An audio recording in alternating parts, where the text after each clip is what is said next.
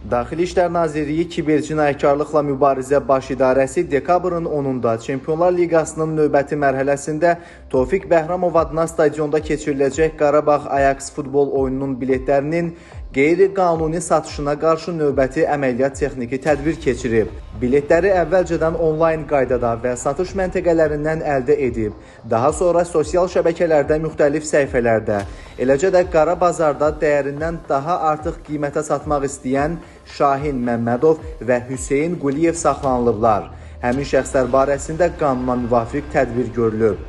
Bir daha idman yarışlarını stadionda izləmək istəyən vətəndaşlara biletləri yalnız rəsmi satış nöqtələri, eləcə də onlayn qaydada QR və ya elektron bilet sifariş verməklə əldə etməyi tövsiyə edirik. Qeyd edək ki, sosial şəbəkələrdə saxta bilet satışı ilə bağlı dələduzluq halları ilə üzləşən şəxslər bu barədə polisə məlumat verə bilərlər.